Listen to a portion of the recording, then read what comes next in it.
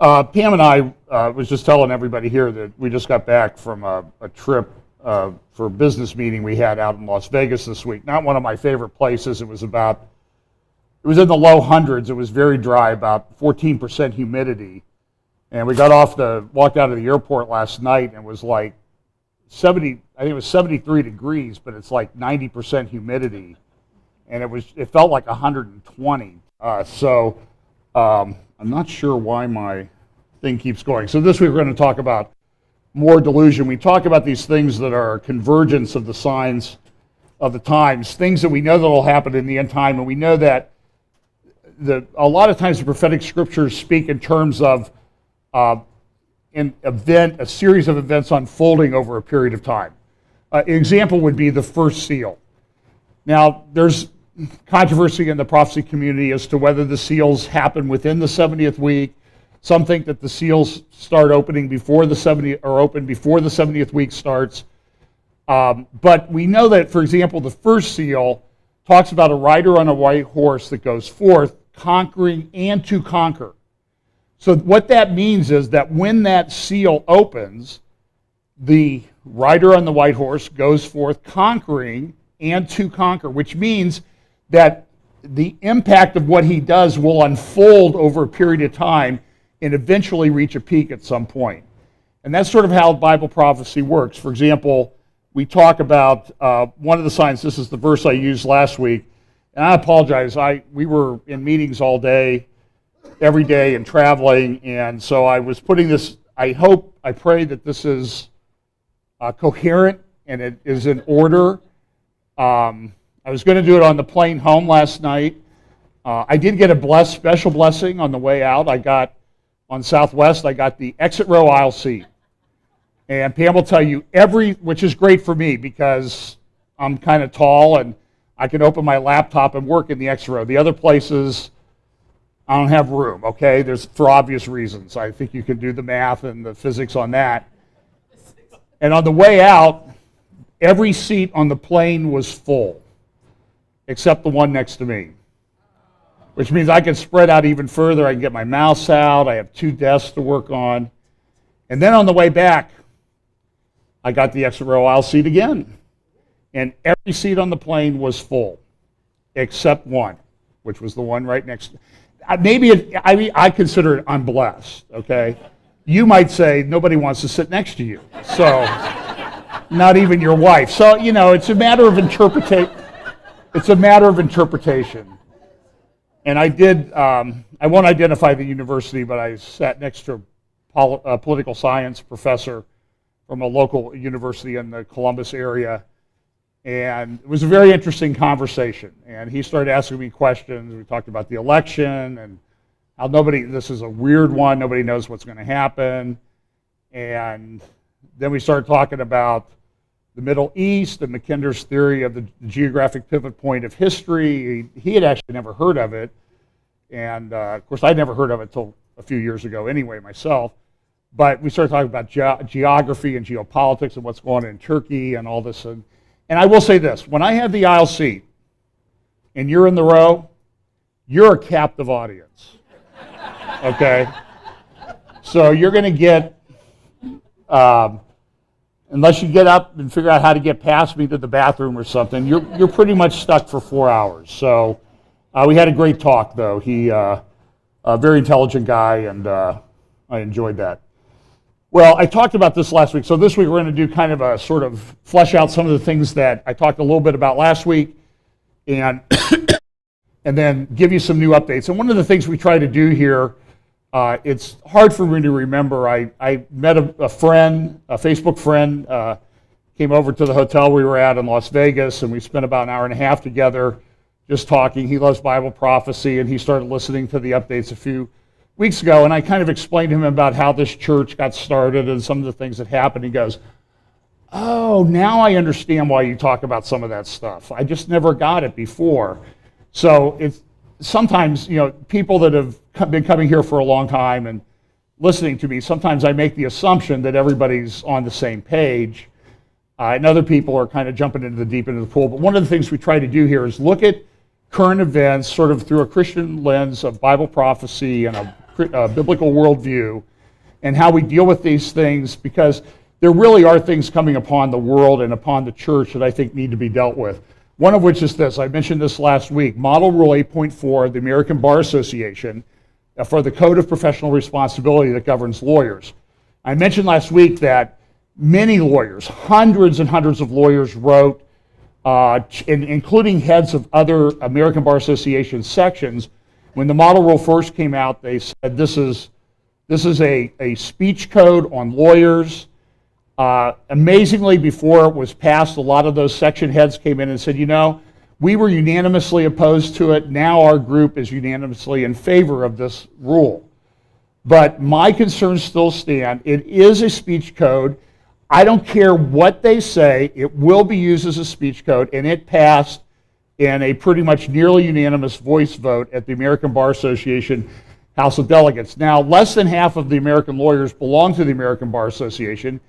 And when I was talking to this person on the plane last night, he goes, well, isn't that just, his father was a lawyer out west, and he said, isn't that just a liberal left-wing organization anyway? Now listen, when a university professor says something like that, you know that it's a liberal left-wing organization.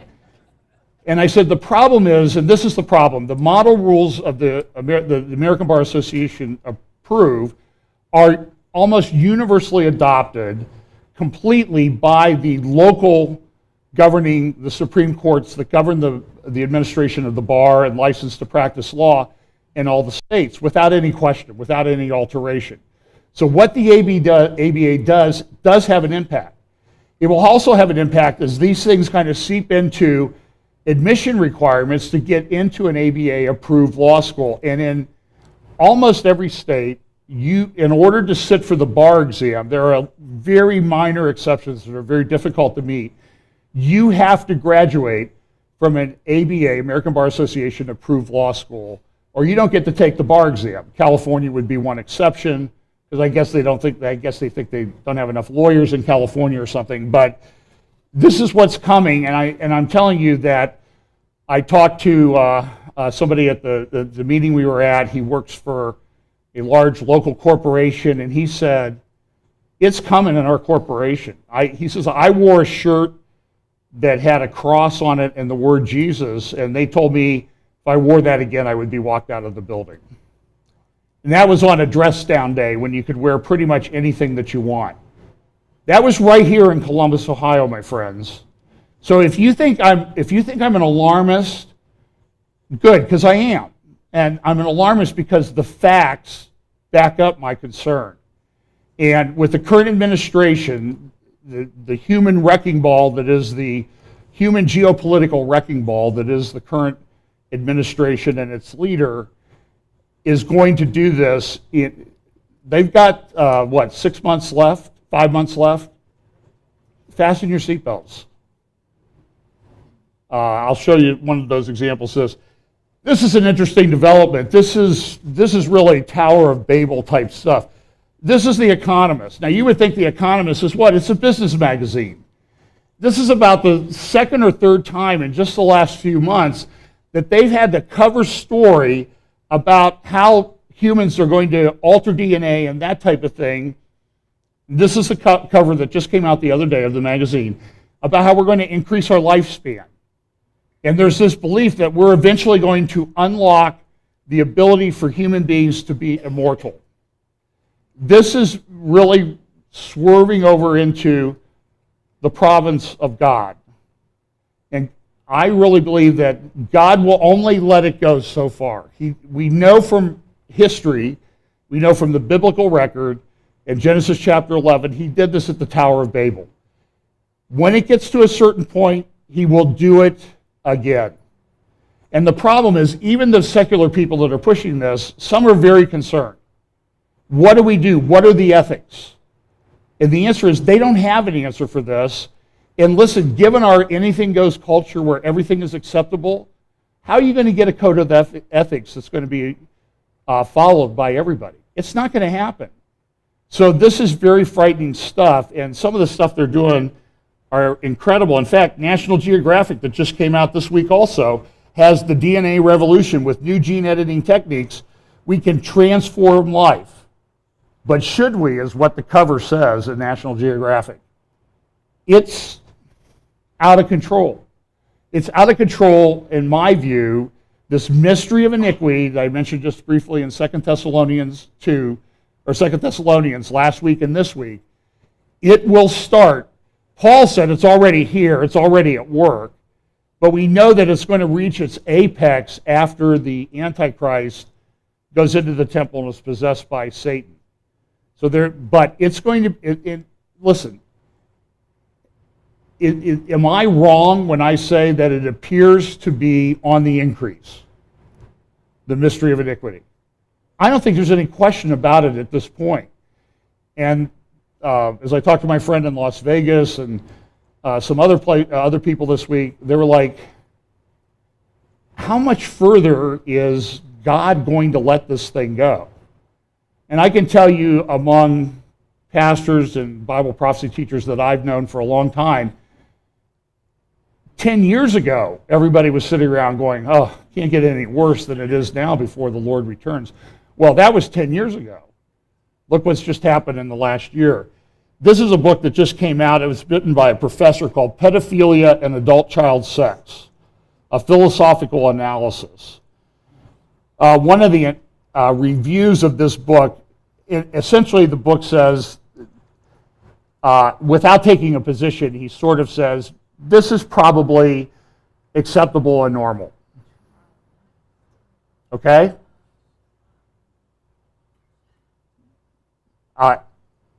Here's a review that says this: Kirchner is injecting nuance and situational ambiguity to chip away at the near universal understanding that sex between adults and kids is always wrong. And this is the way it starts. You know, there's an entry-level drug, and somebody just says, well, I'm not saying it's wrong, you know, maybe it doesn't really seem right, but I can't really say it's wrong. And that's where it starts.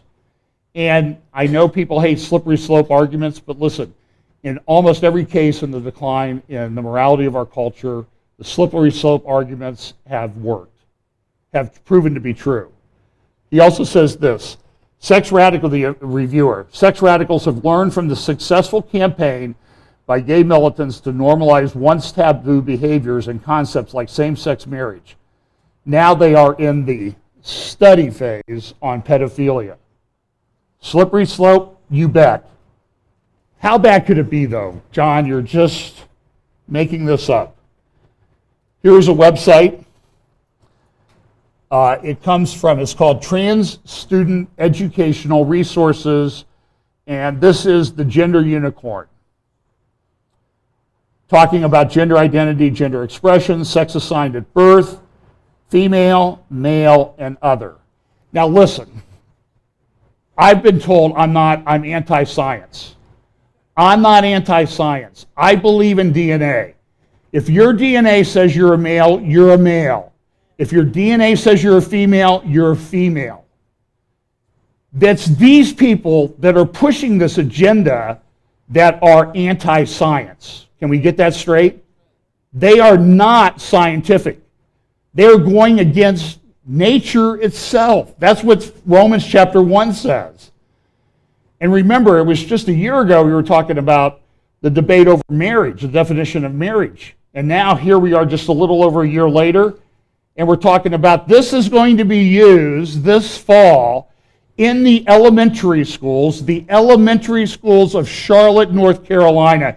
And they are pushing to have this accepted in schools all across the country. They have educational resources, they have things in place, they have lesson plans and everything for teachers to use. Do you think it's going to stop in Charlotte? In this environment? It's not. Here's their website, Trans Student Educational Resources. It says this is a youth-led organization dedicated to transforming the educational environment. You read that? Transforming the educational environment for trans and gender nonconforming students through advocacy and empowerment. In addition to our focus on creating a more trans-friendly education system, our mission is to educate the public and teach trans activists how to be effective organizers. We believe that justice for trans and gender nonconforming youth is contingent on an intersectional framework of activism. You can tell this person went to college. because you have to have this kind of stuff beat into you for like 4 years before you believe it. Ending oppression is a long-term process that can only be achieved through collaborative action. Over at the American Conservative, they have a thing called the cult of transgender. And let me see, I think I have some of this. I didn't have time to put it into a slide. So let me just read to you. I want you to listen to this. The author is Rod Dreher. Rod Dreher. This is just written this week. And he talks about a conversation that he had with somebody in Baltimore this year. Okay, listen to this. This is a real conversation that this person had. She said, I know people accuse you of being alarmist all the time, but let me tell you that they aren't raising teenagers in this culture. The woman told me that at her kids' high school, a shocking number of students are going to their parents and asking to be put on hormones and asking for surgery because they are transgender. This is the cool thing, and the school is falling all over itself to be supportive and to encourage an ally culture. What about the parents? Rod asked. They're going along with it. Why on earth? Because they don't want to lose their kids, because everything in the culture tells them they should, because they think that's how they love their child. And these parents usually become the fiercest LGBT activists. She told me at the high school, kids are now sorting themselves by where they are on the gender spectrum. This is Baltimore today. Sometimes you may not believe this, but I self-censor a lot up here when I'm talking. There's things flying around in here that never make it out of here. I just want you to know that. I know you don't think that that's true, but there's a very heavy filter between here and here. I know it doesn't seem like it, but I'm telling you there is. You have no idea what I'm thinking sometimes. And I'm really toning it down. She told me that the high school kids are now sorting themselves by where they are on the gender spectrum. She added that her brother is a liberal Democrat, an atheist, and a biologist. He tells her that he's extremely worried about this trans thing. The science simply isn't there to justify these radical interventions, but scientists are terrified to speak out because of the general atmosphere and academia around all these issues now. Listen, didn't I just tell you about the ABA Code of Professional Responsibility? What do you think is going to happen? Really? And I can tell you there are a lot of lawyers I've talked to who says, I'm concerned about it. Especially people that do stuff like this, talking to church. This has nothing to do with the administration of justice, by the way. That makes no difference to these fascists that are in control of setting the rules down. You have to know that. And so it's going to cost to take a stand for your Christian faith. Jesus said it would. So, you know what? Deal with it. Pray, stay in the Word, and think about how you're going to respond to this. If this isn't McCarthyism, Rod says, what is? It doesn't become any less McCarthyist because it's done by the cultural left, and he's exactly right. He says this, trying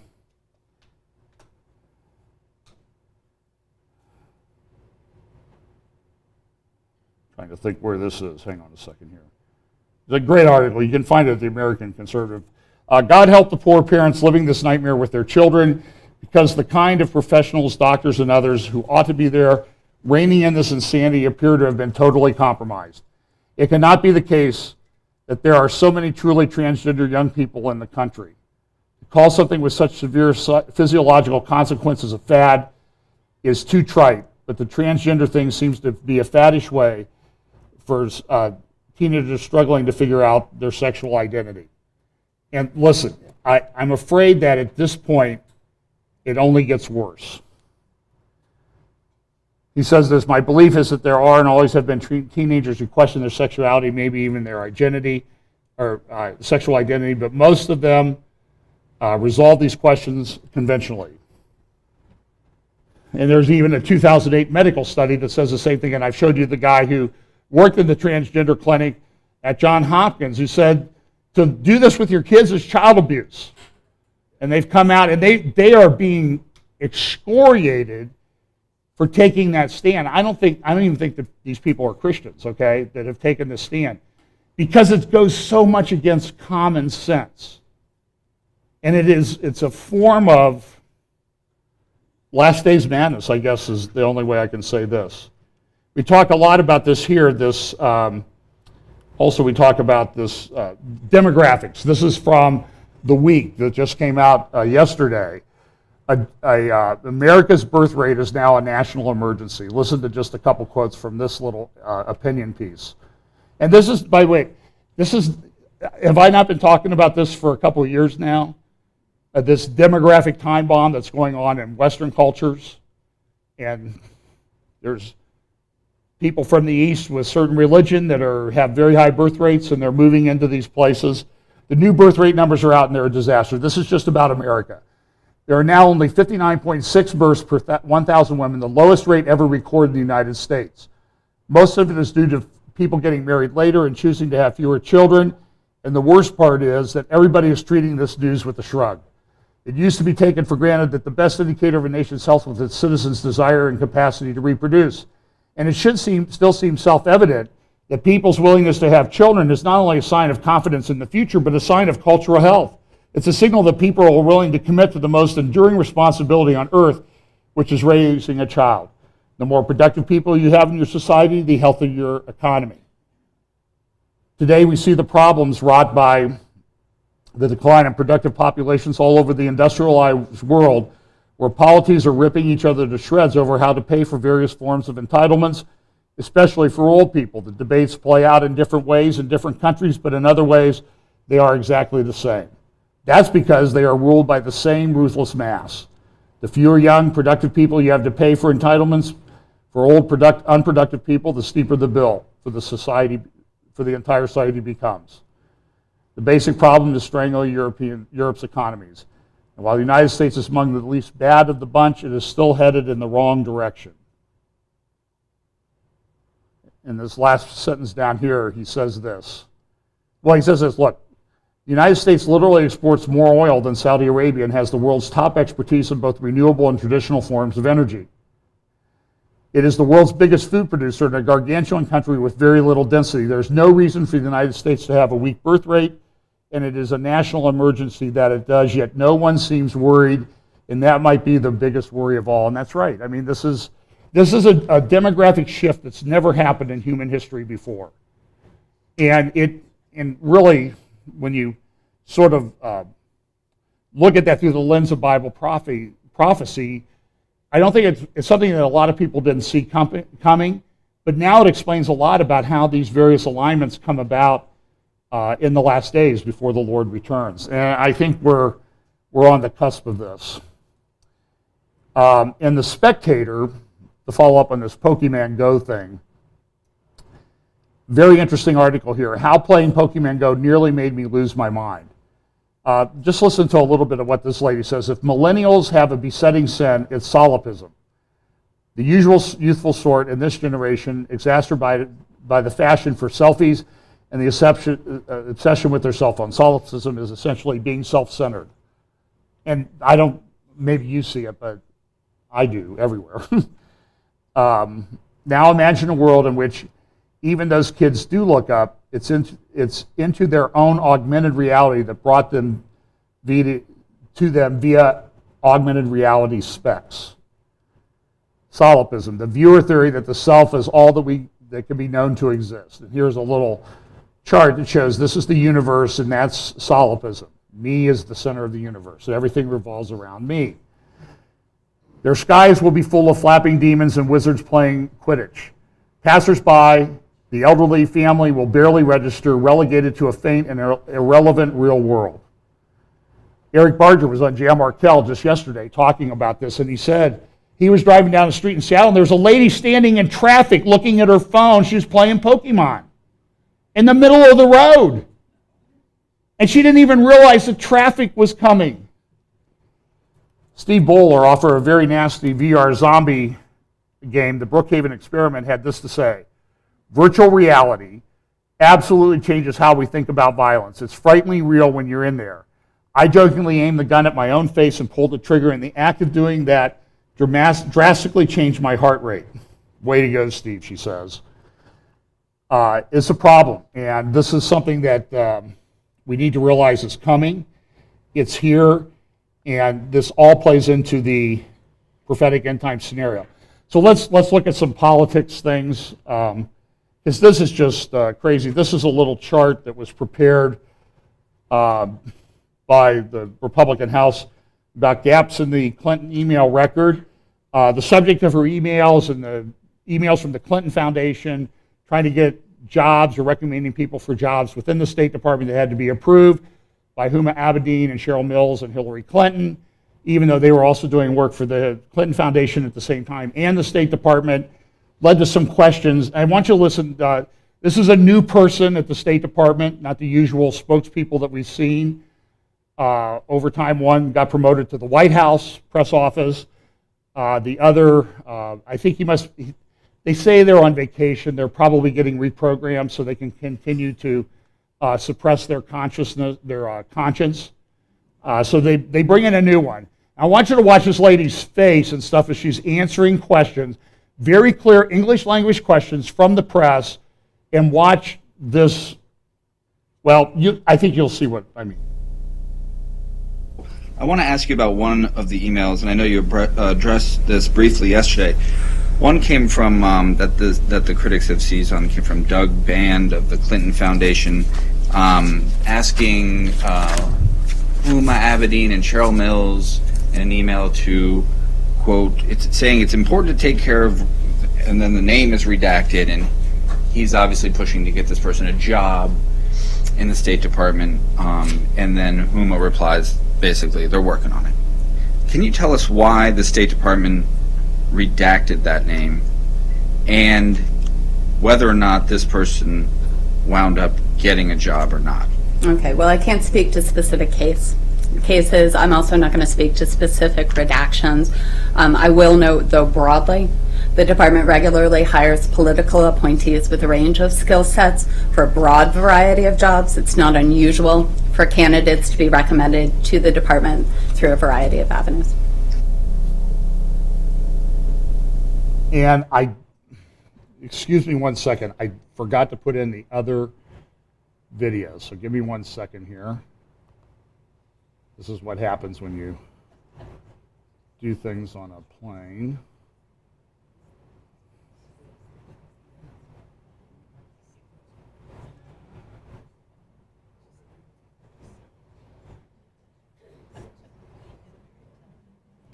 Okay, here we go. Here the thing continued. And you'll recognize this guy. He always asks pretty good questions at these press conferences. Matt? Well, I'm just curious, were you answering his question, was this person hired, without getting into who it was? Yeah, I can't speak to specific cases This or is pretty, specific. in fact, pretty non-specific, since we don't know what the name is. It's specific. Well, you're asking about a specific hiring action? I'm asking if the person if the person referred to in this email, whose name has been redacted, ended up getting a job. I have no information to speak to specific cases. Again, I am unable to speak to specific cases. Well, how then can you disabuse us of the notion that there's any impropriety here? Because the department regularly hires political appointees with a range of skill sets for a broad variety of jobs. Well, why should we trust why should we believe that statement exonerates the Clinton here of any impropriety? I mean, we don't know who it is. How then can we read that as it's all I'm good? just not going to speak anymore to specifics on this. Do we have more on Clinton emails? Yes, we do. Of course we do. Except in this, Her question. and importantly, in this case, Secretary Clinton made a pledge that she would not personally or substantially in any way involve herself with the Clinton Foundation. So it's not just any outside organization, it's a specific organization that she said ahead of time she wouldn't have contact with. So doesn't this then seem to violate that pledge?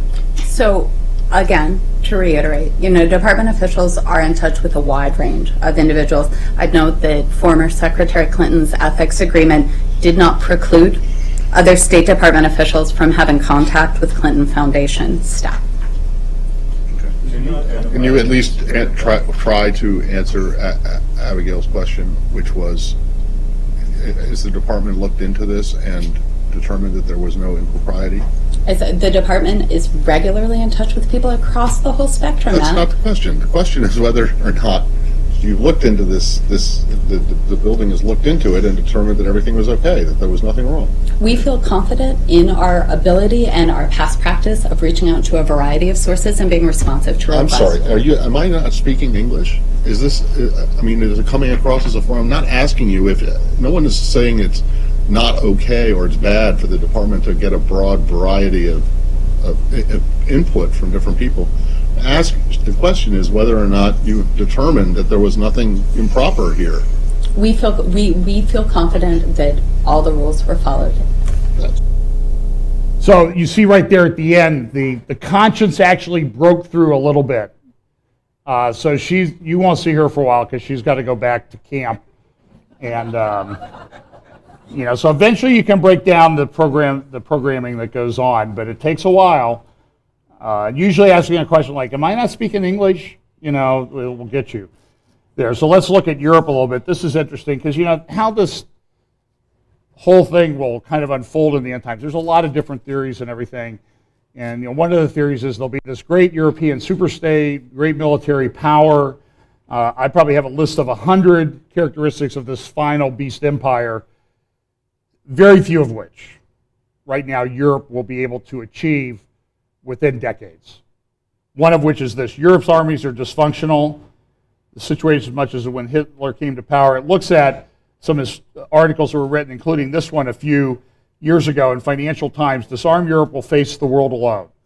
One day, Europeans may find that the U.S. military is not there to deal with threats lapping at their frontiers. Since 2008, the Financial Times said, this is back in 2013, in response to the economic downturn, most European countries have cut defense spending by 10 to 15%. The longer-term trends are even more striking. Britain's Royal Air Force now has just a quarter of the number of combat aircraft that it had in the 1970s. Do you understand this? And this is not really talked about. So this is, the Royal Navy has 19 destroyers and frigates compared with 69 in 1977. About one-fourth.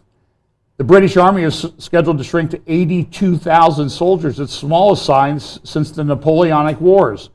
In 1990, Britain had 27 submarines, excluding those that carry ballistic missiles, and France had 17. The two countries now have 7 and 6, respectively. Perhaps it doesn't matter. Question mark? The threat of a land invasion of continental Europe seems to have more or less disappeared. Now, this is 3 years ago with the Soviet Union. The menace that seems to worry Europeans most is the damage austerity could do to the continent's vaunted social model rather than any military threat. Yet you do not have to look very far beyond, this is 3 years ago now, okay? You do not have to look very far beyond Europe's borders to see an array of potential threats massing over the next decade. The Middle East is in turmoil and thousands are dying in Syria, threatening the stability of the whole region. Iran's nuclear program could well lead to confrontation and threaten European energy supplies. Russian military spending is rising, and growing tensions between China and its neighbors could one day menace the freedom of navigation on which European trade depends. The risk that Europeans may suddenly find that they need armed forces after all, only to discover that they are not there anymore. That was 3 years ago. And how has that played out? And have other things changed, like massive immigration of people who don't share any European values, if you can identify any European values worth dying for anymore?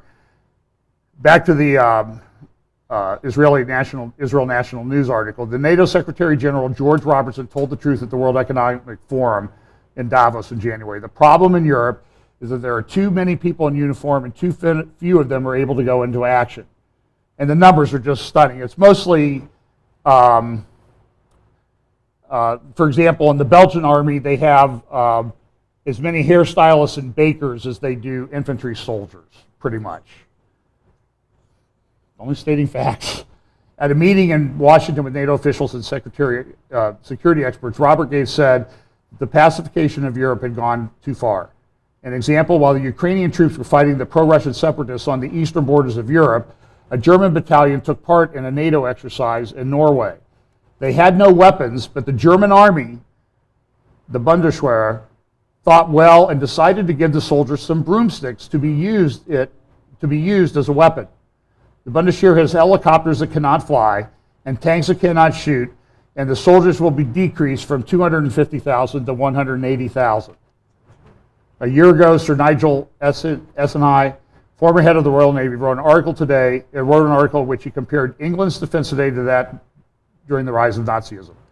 Which part of the continent will Europe's leaders sacrifice to the Islamic State and jihadists as their grandfathers did with Sudetenland to Hitler? The French Islamicized suburbs, Londonistan? How about this? How about all of it? Here's an article from Der Spiegel. And I bring this up only because I want to give you some comfort when you believe that we're in very troubling times. And these are secular people, not Christian, not Bible prophecy experts who are writing these articles. That's why I share them with you. So you understand that even people in the secular world understand something is afoot, something is going on, and it's different this time. Apocalypse Now is the title, written in late July in Der Spiegel. And I would tell you that I translated it, but I didn't. I found the English language version, but that's the cover of the magazine that it came in. And I would try the German part, but I would spit all over my screen, and you would have even more trouble understanding me than I think people usually do. But Apocalypse Now, a year of crisis, shocks, and fears of terror. And it says this: in light of the many horrific news stories, many are asking, what's the matter with 2016? By the way, praise the Lord for the rain. The brown desert around Las Vegas looked very much like my yard when I got home. So, has the world gone mad, the author says? This question is occupying the minds of many people these days. It feels like the world is out of step, that multiple crises are encroaching upon us, and that the distant world of international politics is about to get dangerously personal. How are we supposed to deal with the feeling of living in an era that we no longer seem to understand? Listen, the church that studies Bible prophecy, that talks about these subjects, and this is increasing, what we do here is increasingly more and more rare. So as the signs increase, the teaching goes down. Or the teaching goes down so much that people have their head buried in the sand. But we know. But it is rather likely that the global insecurity will become the new status quo. The old, more stable world of the 1990s is not coming back. We have to accept the fact that we live in trying times. This is a German secular magazine. We are living in an age of shocks and crises that could well be traumatizing in their rapid succession and concentration. Maybe this guy's one of the people in Germany that watch our stuff. Since it's not yet clear whether they're only a temporary jolt or the beginning of a trend with no end in sight. But there is much indication that we find ourselves in a new era of global insecurity. The biggest geopolitical stories of our times are the destabilization of the Middle East, the European Security Order, and the European Union. In addition, there has been a societal shift in many Western countries. Many citizens are angry at the elites because they see themselves as victims of globalization, free trade, and migration. The classical political camps are dissolving, and the battle between the political left and right is replaced by one between isolationists and internationalists. Finding the thread that ties all of this together is tough. We know, right? God laid it out perfectly in our scripture. There are casual random effects, clear connections, and we're often dependent on speculation. Does the ease with which attackers commit murder in the West have anything to do with the horrific images of Syria that we're seeing? Instability begets instability. That's something we are now seeing on a daily basis. And I'm the alarmist. Old state structures in Syria, Libya, and Iraq have collapsed. Borders once imposed by colonial rulers have disintegrated. Some political scientists feel reminded of the 30 Years' War given the unrest throughout the region. By now, the destabilization of the Middle East has also enveloped Turkey, where old state structures are being called into question. The country is on the brink of civil war as political Islam faces off with secular tradition. This was written a few weeks ago. Erdogan's won that, tearing the country apart. The further Turkey distances itself from Europe, the more the unrest in the region will have an impact on Europe, for the continent will have lost an important buffer between East and West. Another worrisome tendency in the West is the tendency to believe the kinds of conspiracy theories that circulated on Facebook and Twitter in some countries after the Arab Spring and poisoned the atmosphere there.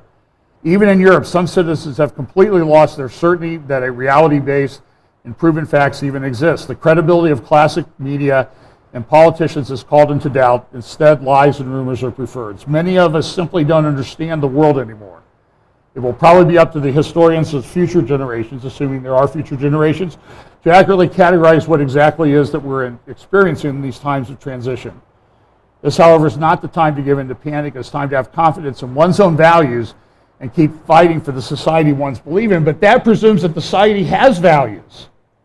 And when anything goes, there are no values that anybody wants to defend. Geopolitical turmoil is best overcome when one is grounded in clear convictions, which holds true for both citizens and countries as a whole. First of all, a clear compass is needed in order to take responsibility for foreign policy, confront dictators, and manage the crises that we're witnessing. And they mentioned Turkey in there, and this thing continues to unfold in Turkey.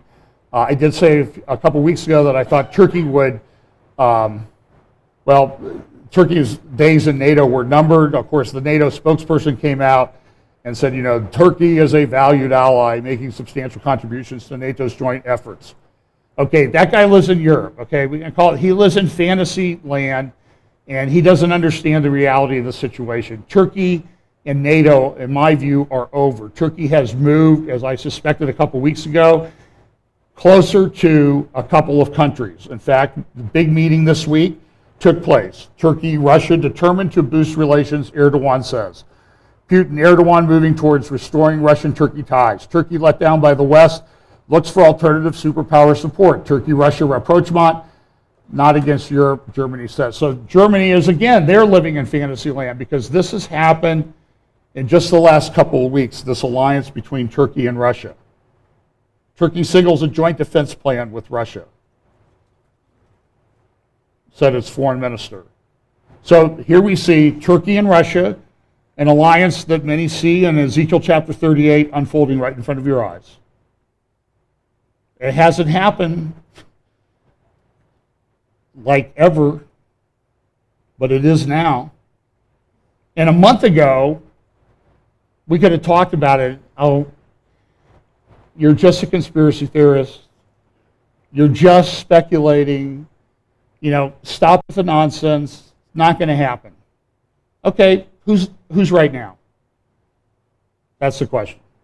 And then this is a picture of, recognize the foreign minister of Iran there on the left. There's no sound for this. On the left, meeting with the Turkish foreign minister.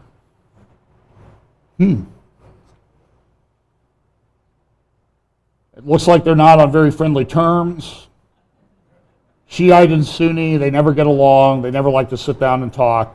And so here's this alliance that some see in the end times. I kind of tend to agree with it. And there it is. Russia, Turkey, Persia, Iran, all put in place. Russia's doing some military exercises down in Crimea. I don't know what that means. A lot of people think that they've increased their troops along the Ukraine-Russia border as well, moved some missiles and defense systems and tanks in place. I don't know if there's going to be an outbreak of hostilities there. New York Times Magazine today has a great long article, about 60-page long, the entire issue of their New York Times Magazine. You can find it online, Fractured Lands. It goes through the history of of what's going on in the Middle East. And it talks about the origins, start back in 72, Part 2, the Iraq War, Part 3, the Arab Spring, Part 4, ISIS rising, Part 5, Exodus. It's interesting that the Parts 3, 4, and 5 have all happened in the last 5 years. The others took decades to put in place. And this is what we say will happen with Bible prophecy. Things will go along, and then they'll accelerate. And we see it happening. So just understand, this is the world that I think the Bible has prophesied would happen. And God gave us this information so we would not be disconcerted by it. It's disconcerting, I admit. I mean, look, I read the news.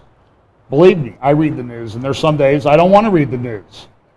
But this is the world that we want to be aware of. The French foreign minister, averting France's war of all against all. This is the French security minister. The confrontation is inevitable, he said. There are an estimated 15,000 Salafists among, those are very radicalized Muslims, among France's 7 million Muslims, whose radical fundamentalist creed dominates many of the predominantly Muslim housing projects at the edges of cities such as Paris, Nice, or Lyon. Listen, if it's only 15,000 and they're dominating the suburbs around Paris, in Lyon and Nice, it's more than 15,000. Okay, this is being in the French government means, who has their head buried in the sand the deepest. Their preachers call for a civil war with all Muslims tasked to wipe out the miscreants down the street. In Gatestone Institute, they talk about this, and this article came out this week. I highly recommend that you look at gatestoneinstitute.org. It's a great resource website. This article is titled, Islam's Kind. It's dark in here today, so I can't see the clock, so I guess I'll just, oh, there's one here. Well, I'll ignore it too. So, I'm doing okay. We won't be here too long. Islam's quiet conquest of Europe. Listen to some of this. It talks about cites some articles. The Salafists openly challenges France's way of life and do not make a secret of their willingness to overthrow the existing order in Europe through violent means, terror attacks, and physical intimidation. But paradoxically, if the Islamist threat to Europe were confined to the Salafists, it would be easier to defeat it. This article the Gatestone Institute has some of the best analysis that I read anywhere.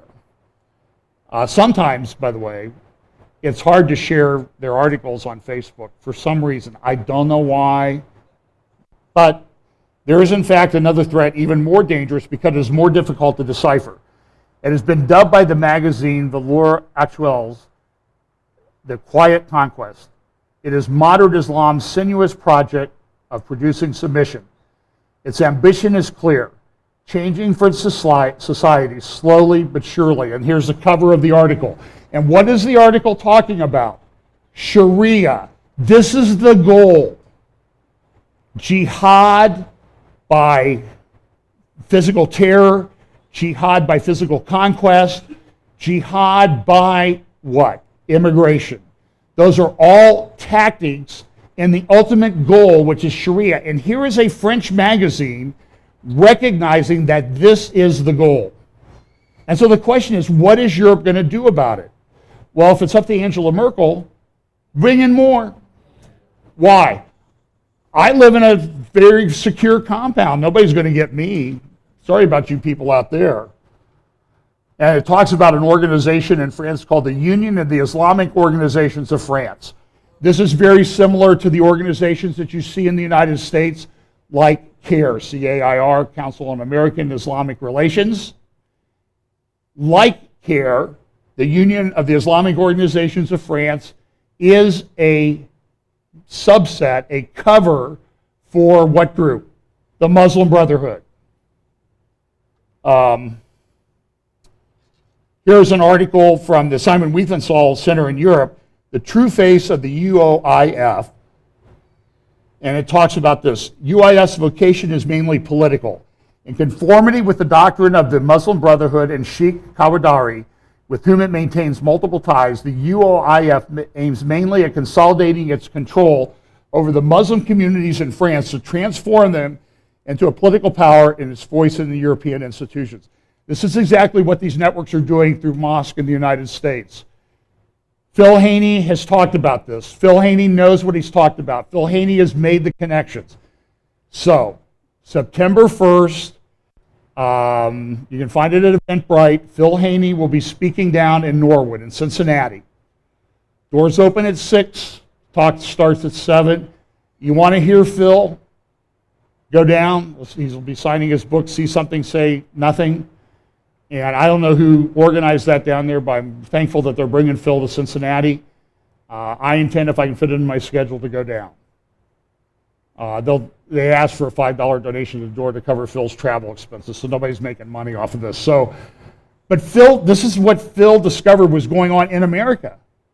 And the Simon Wiesenthal Center says it's going on in Europe. Notwithstanding its official discourse, the UIF also encourages radical views on Israel and the Jews, and its own websites abounds in anti-Jewish hate messages, calls to jihad, and the advocacy of terrorism. Now, and listen, these are the organizations that churches in this country are going out and doing joint meetings with. Here's the thing. They're dupes. They're dupes.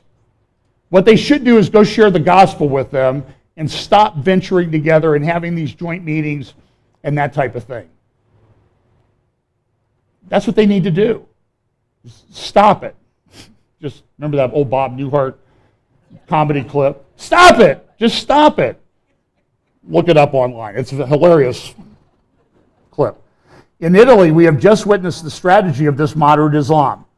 The largest and most influential Islamic organization sponsored Milan's first Muslim councilwoman, Sumaya Abdul Qadir, a veiled candidate of the center-left coalition.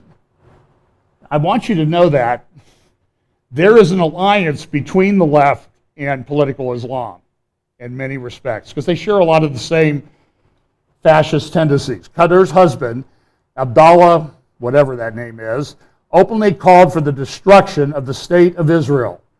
It is a historical mistake, a scam, he wrote on Facebook. His solution, Control-Alt-Delete. In other words, reboot and get rid of Israel. Sounds like he got that from the Iranian government. Take 2 stars of this French moderate Islam. The first one is Tariq Ramadan, the grandson of Hassan al-Banna, the founder of the Muslim Brotherhood, the motto of which is Allah is our objective, the Prophet is our leader, the Quran is our law, jihad is our way, dying in the way of Allah is our highest hope. So this is him. He applied for French citizenship, lives in the Parisian suburb of Saint Denis. He's written 30 books. He has 2 million Facebook followers. He's in academic chairs in universities all over the world. And he's the director of the Research Center for Islamic Law in Doha, Qatar. And his vision for France, bring it here. He said this is his vision. Islam is a French religion and the French language is a language of Islam. Ramadan's project is not to hope for Europeanization of Islam, but the not hope for frightful Islamization of Europe. He opposes the assimilation of Muslims into French culture and society. And if you talk to people in France, they'll say that's exactly what happened. So listen, there's not 15,000 of these people. There are hundreds of thousands of these people that think this way. And it's tearing Europe apart. A few days before the election in Milan, Ramadan was in Italy to endorse the candidacy of this lady. Today in Europe, several scenarios are possible, including the worst. Among them, there is a civil war, which many are beginning to talk about, including Patrick Calvar, the director of domestic intelligence in France. This is what the Islamic State is looking for, unleashing a blind repression so that the Muslim population will show solidarity with the revolutionary minority. Yet there is still worst possible outcome, that nothing happens and we continue as is. Another article talks about this. I don't have time to go into it, but it talks about Rotherham in England and what's been going in nice, kind old England. Listen to the opening paragraph of this. Over the past 16 years, more than 1,400 young girls between the ages of 12 and 16 living in Rotherham, England, have been groomed for sexual exploitation on an industrial scale. An independent inquiry into who was running these child sex rings found that an overwhelming majority of the perpetrators were Pakistani men, and that because of this, authorities feared accusations of racism if they pursued prosecution. Go back to my first slide. ABA model rules shut down speech, make people afraid to speak the truth to these things. Then you don't even have to fire a shot to take over. That's what the Soviet Union said they would do to America. We'll take you guys over without firing a shot. Their fears aren't entirely without foundation. The British Muslim Youth Organization has openly encouraged British Muslims to cut ties with authorities over what they perceive as an unprecedented level of Islamophobia. Boo-hoo. This is a clear instance of what has gone wrong with modern liberalism in the West. Cultural relativism has taken priority over the rights of women, and only when white Western men strike is there a brave call to action. Western feminism and it seems social justice warriors in general are more concerned about mansplaining and manspreading than they are about the ever-increasing threat of Islamism and the glaringly obvious problem that rises when countries emphasize multiculturalism but don't equally emphasize assimilation. All of this, I think, has tremendous, this is an article in the Federalist this week. Go look it up and read it. It's a great article. So do you mind if I take about 5 more minutes? I heard no oppositions. So it's because I beat you into submission. So let's just look at at Israel real briefly. And I have a lot more, but we'll go quickly. This is something that came, so listen, in the light of what's going on with the Islamic State, the Islamization of Europe, and the invasion that's really taken place there, and what's going on in the ripping apart the seams of that society and culture and political system, what's going on in the United States? We're so much smarter, right? Here's a report that came out. This is from the New York Times. Military officials distorted intelligence on ISIS, the report says. And this report issued by the U.S. House of Representatives Joint Task Force on the U.S. Central Command Intelligence Analysis, it said this: intelligence of products approved by senior CENTCOM, Central Command, leaders typically provided a more positive depiction of U.S. anti-terrorism efforts than was warranted by facts on the ground, and were consistently more positive than analysis produced by other elements of the intelligence community. Throughout the first half of 2015, many Central Command press releases, statements, and congressional testimonies were significantly more powerful than actual events. For example, a CENTCOM official stated publicly that a major military assault to take back Mosul could begin as early as April or May 2015. And it hasn't. Here's a General Tata on Fox News talking a little bit about this. Governor, unfortunately, it's very credible, and it's just the tip of the iceberg. I have very well-placed sources inside this thing that tell me that someone from the Office of the Director of National Intelligence, who frequently meets with the President, directed a senior official in Central Command to quit producing products of record, as they're called, that showed negative intelligence that did not fit the narrative of the Obama administration. And so what you have here is a directive from the administration to cook the books. It's not within Central Command alone, and so you get this clashing that has led to this climate that the report, and I've read the entire report, it talks about this toxic climate, and you have majors and lieutenant colonels and sergeants who just want to do the right thing for their country and aren't worried about their report cards. That clashes now with the directed narrative, and they're told not to produce anything that doesn't fit the junior varsity narrative. Okay, listen. I want you to step back for a minute. And Erdogan in Turkey. I've been reading about this guy for over a decade. What Erdogan did in Turkey was out of the Muslim Brotherhood playbook. And what he did was he started purging secular-oriented people from the military leadership. He has then gone and essentially made the press kowtow to him. He's closed down newspapers. He had a group of the Gulen Islamists and ones loyal to him. The last coup, staged or not, gave him an opportunity to go through his very long enemies list and get rid of people that would oppose his agenda in the military, in the press, and in the universities and education system. He has used his power to suppress opposition to himself. Now, you can take whatever you want out of what I'm saying, but I am telling you that our president and his administration has done the exact same thing. They have purged the military of a lot of Christian leadership that would stand in opposition to this, that would stand up and speak the truth. And this is what you get. So draw your own conclusions where all that is coming from, okay? But I'm telling you, it fits the pattern of Erdogan perfectly. Now, it's still in process in our country, but go on. Here is Sebastian Gorka talking just a little bit. Listen to him. I need to play this clip.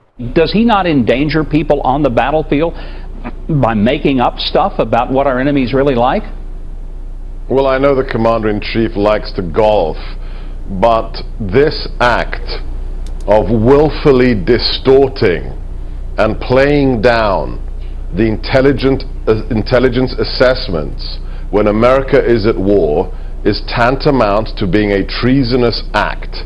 If during World War II somebody had been ordering our intelligence community to water down the assessments of what the Japanese were doing or what Hitler was doing, if that person were found out, they could have been court-martialed and they could have been executed. This is political interference in the intelligence cycle. It is absolutely outrageous and it will endanger American lives. It is clear the administration will brook no information that undermines the narrative that their policies are winning, when at the same time ISIS has become the Godzilla of international jihad.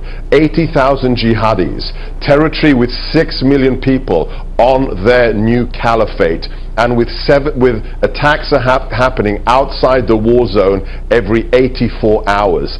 That's the truth, that's the reality, but it doesn't match the White House narrative, therefore it must be sunken, it must be censored. Dr. Gorka, I've only got about 30 seconds, but I've got to ask this question.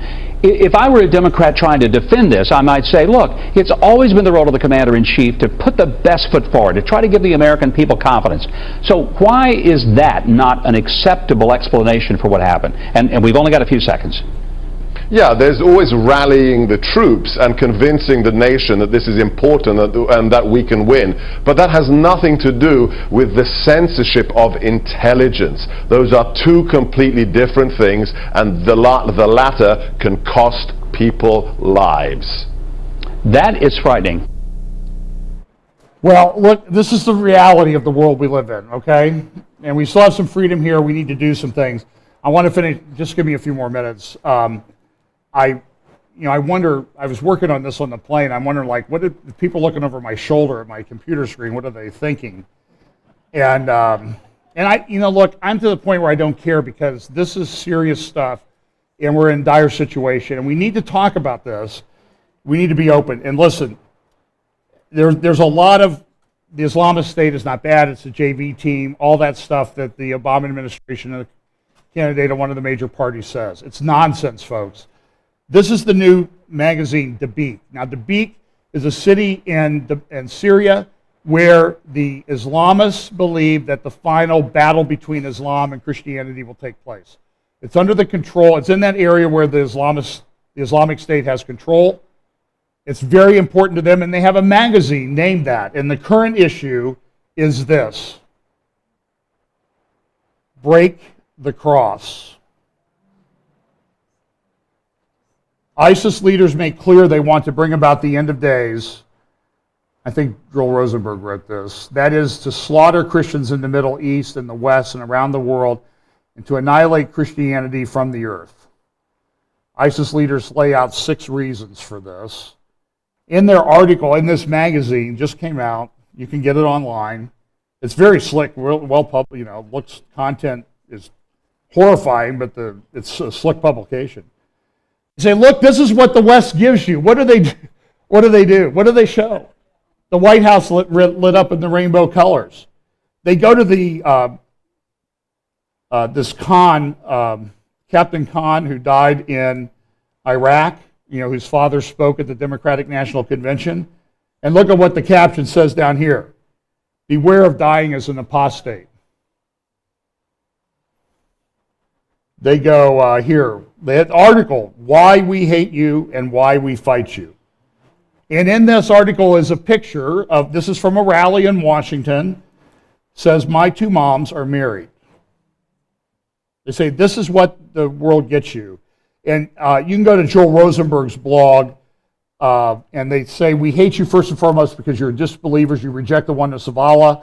Whether you realize it or not, by making partners for him in worship, you blaspheme him, claiming that he has a son. You fabricate lies against his prophets and messengers, and you indulge in all these devilish practices too. We hate you because of your secular liberal societies, permitting things that Allah has permitted." Number 3, in the case of the atheist fringe, we hate you and wage war against you because you disbelieve the existence of your Lord and Creator. Number 4, we hate you for your crimes against Islam and wage war against you to punish you for your transgressions against our religion. 5, we hate you for the crimes against the Muslims. And 6, we hate you for invading our lands and fight you to repel and drive you out. And so they have this article. And then this was also released this week. ISIS kill list targets 15,000 unsuspecting American Christians. They have not, in the U.S., here's just a little, all right, let me read you this quote. John Cohen, a former counterterrorism coordinator at the Department of Homeland Security and presently a professor at Rutgers University, said the task of informing thousands of people that they were on ISIS radar was simply too much for the resources available to the agency. Now listen, people have to take individual responsibility for this. I really don't live my life in fear. I want you to know that, okay? But I think about these things and what I do. Now look, I know I have this great hope. Whatever happens to me, even up to death,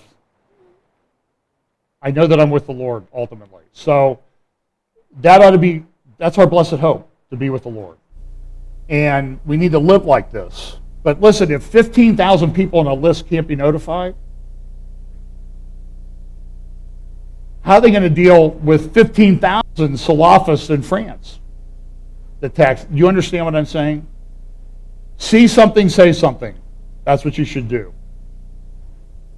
You see something suspicious, report it. At least do your duty as a good citizen. And let's keep each other in prayer. And I've got way more, but we don't have time. So we'll talk about that next week. Some things going on with regard to the Palestinian elections this week are coming up soon. It looks like Hamas may take control of the area of the West Bank. And they have, well, that's what we suspect. Essentially what they're doing is they're going out and they are telling people either vote for us or burn in hell. So so these areas, the blue area is Area C that the Palestinians have control over. It's relatively unpopulated, and this is where all the fighting is about, is how we're going to divide this up. At least, the West thinks that if we do that, everything will be just fine and hunky-dory, and there's a whole bunch of reasons for that. And Caroline Glick had a great article Friday on the Jerusalem Post. You can go online and read that. So let's pray and let's leave, and we'll come back and we'll talk more about some of these issues next week. Lord, I would just pray a special prayer for us, for the times that we live in, that you will steel our minds and our hearts,